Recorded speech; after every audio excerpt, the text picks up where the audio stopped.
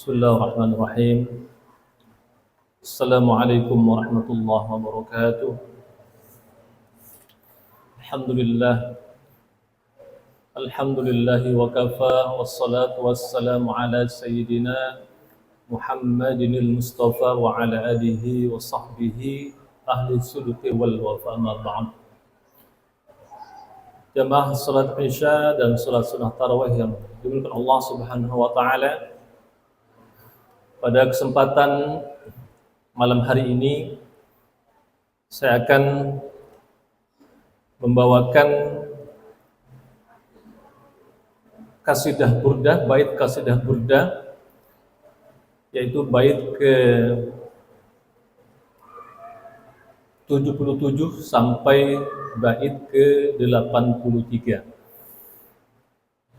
Meneruskan pembacaan bait sebelumnya terkait dengan mukjizat baginda Nabi Muhammad sallallahu alaihi wasallam. Bait yang ke-77 sampai 83 ini juga masih terkait dengan mukjizat baginda Nabi Muhammad sallallahu alaihi wasallam yang dirangkaikan oleh Imam Busyuri dalam bentuk syair yang dikenal dengan kasidah burdah.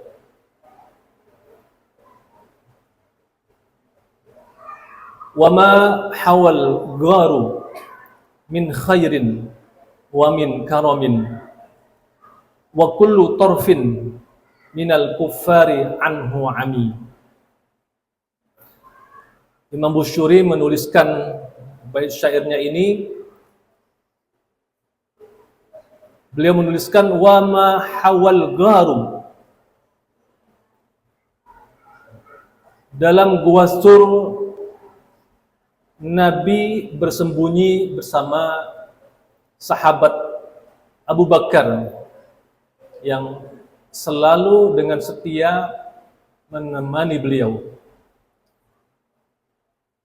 Semua mata orang kafir menjadi buta. Dalam pengertian nanti dalam bait seterusnya akan dijelaskan di mana orang-orang kafir Quraisy yang mengejar baginda Nabi bersama Abu Bakar As-Siddiq, mereka tidak dapat menemukan Nabi walaupun hampir mendapati Nabi yang hanya berjarak beberapa jengkal dari kaum kafir Quraisy, tapi atas izin Allah orang-orang kafir Quraisy gagal untuk mendapati Nabi dan sahabat Abu Bakar As-Siddiq. Dalam baitnya ini Imam Busyuri menyatakan bahwa semua mata orang kafir menjadi buta, tak dapat melihat mereka berdua. Bait berikutnya, fasidqu fil ghari wasiddiqu lam yarima. Fasidqu adalah Nabi Muhammad sallallahu alaihi wasallam fil ghari, di dalam gua sur maksudnya, wasiddiqu lam yarima, dan As-Siddiq ini adalah sahabat Abu Bakar As-Siddiq, lan yarima, keduanya tetap berada di dalam gua tersebut bahkan ketika orang-orang kafir Quraisy datang menghampiri gua tersebut. Wa hum yaquluna ma bil ghari min arimi. Mereka orang-orang kafir berkata, tidak mungkin ada manusia berada di dalam gua ini. Dengan tanda-tanda nanti akan disebutkan dalam syair berikutnya. Tidak mungkin ada manusia di dalam gua sur ini, kata orang-orang kafir Quraisy. Zannul hamama wa zannul ankabuta ala khairil bariyati lam tansuj wa lam tahum. Zannul hama, mereka berpikir, al-hama ini bil makna burung merpati. Wa zannul ankabut, mereka juga mengira, berpikir bahwa al-ankabut itu laba-laba, alal khairil bariyah, lam tansuj, laba-laba itu tidak mungkin merajut sarangnya, tempatnya. Walam tahum, dan tidak mungkin juga burung merpati itu terbang berputar-putar singgah ke gua tersebut untuk bertelur. Alal khairil bariyah, yang menunjukkan bahwa memang tidak mungkin Nabi yang khairil bariyah ini ada di gua Sur tersebut. Kemudian Imam Busiri melanjutkan syairnya, wiqayatullahi agnat an mudha'afatin min duru'i wa an 'alin minal utumi. Cukuplah Allah menjadi pelindung, agnat an mudha'afatin, pelindung sebaik-baik pelindung.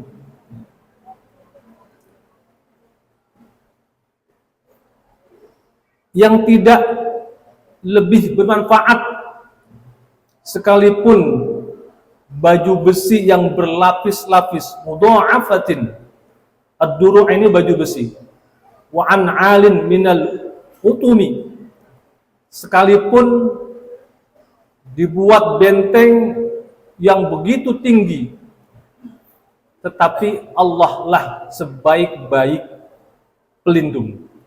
Jamaah sekalian, dalam kisah perjalanan baginda Nabi Sallallahu Alaihi Wasallam ke Gua Sur adalah suatu perjalanan yang sangat dramatis, dalam artian Nabi Sallallahu Alaihi Wasallam menghadapi satu ancaman pembunuhan oleh kaum kafir Quraisy, tapi atas izin Allah, Allah selamatkan.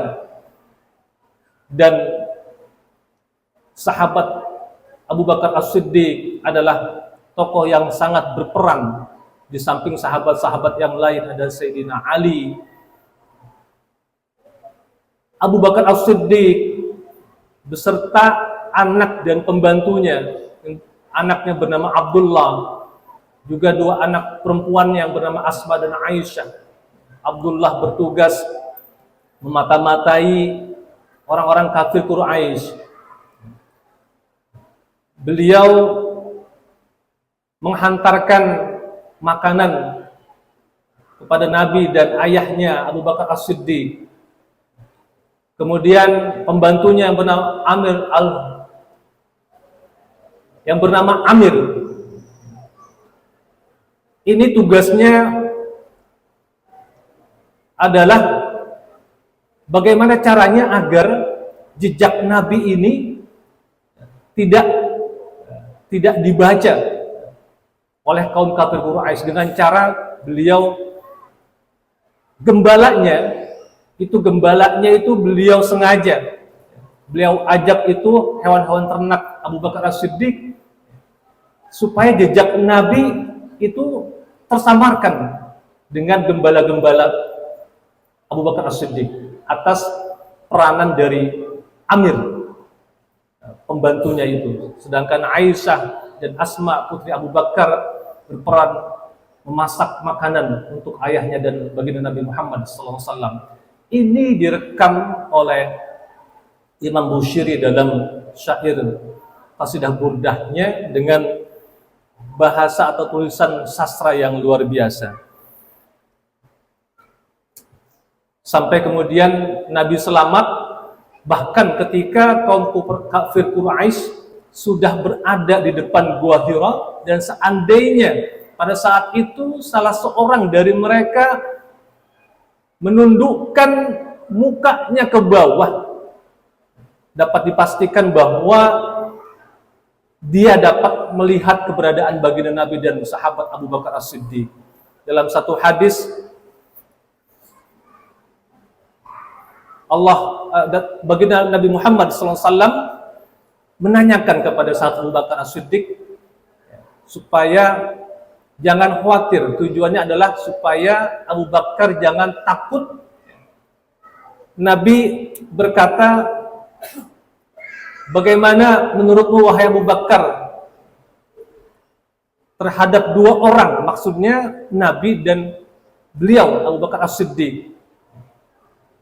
Nabi Muhammad SAW menegaskan bahwa Allahu salisuhuma, bahwa Allah lah yang ketiganya. Nabi meyakinkan sahabat Abu Bakar bahwa tidak hanya Nabi dan Abu Bakar As-Siddiq, tapi Allah ada bersama mereka. Ini di antara mukjizat Nabi Muhammad SAW, di mana kaum kafir Quraisy tidak berhasil mendapati Nabi dengan adanya kuasa Allah menghadirkan sarang laba-laba di dalam gua itu. Kemudian terdapat juga burung yang bertelur di gua itu, yang menunjukkan, menandakan bahwa tidak mungkin ada manusia di dalam gua itu. Tapi atas kehendak Allah semua itu terjadi, sehingga kaum kafir Quraisy gagal mendapati Nabi dan mereka meninggalkan Nabi bersama sahabat Abu Bakar As-Siddiq, sehingga selamatlah baginda Nabi dan kemudian melanjutkan perjalanan beliau menuju Madinah. Jemaah sekalian, saya lanjutkan. Imam Bushiri kemudian menuliskan bahwa wala altamastu ginad darain min yadihi illas talamtun nada min khairi mustalami.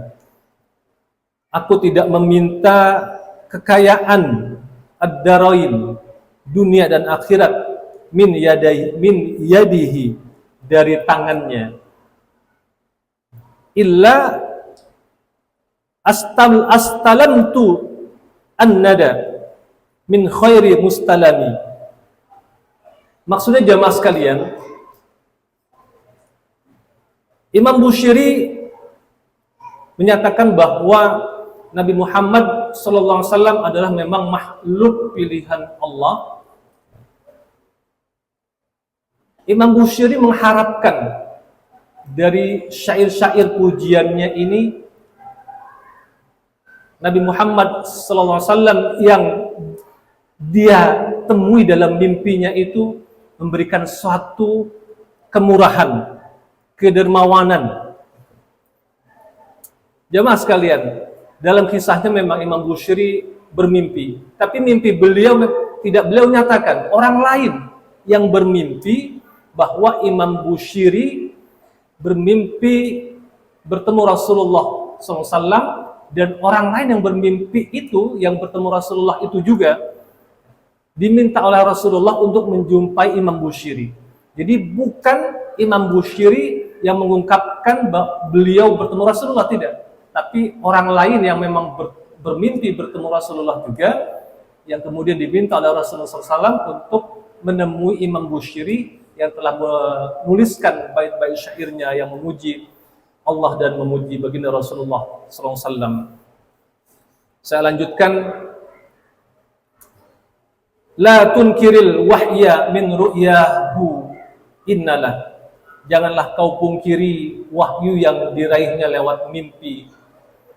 Qalban idza namatil ainani lam yanami. Karena hatinya tetap terjaga meski dua matanya tidur terlena. Jemaah sekalian, Nabi Muhammad SAW dalam beliau menerima wahyu, di antaranya adalah dengan ar-ru'ya as-salihah, mimpi yang benar. Dalam beliau menerima proses menerima wahyu yang pertama, beliau mengalami satu yang dikatakan ar-ru'ya salihah, yang kemudian semakin menggerakkan beliau untuk datang ke Gua Hira. Beliau berkontemplasi, beliau menyendiri untuk merenungi kehidupan umatnya dan sebagainya. Ini adalah proses turunnya wahyu yang pertama.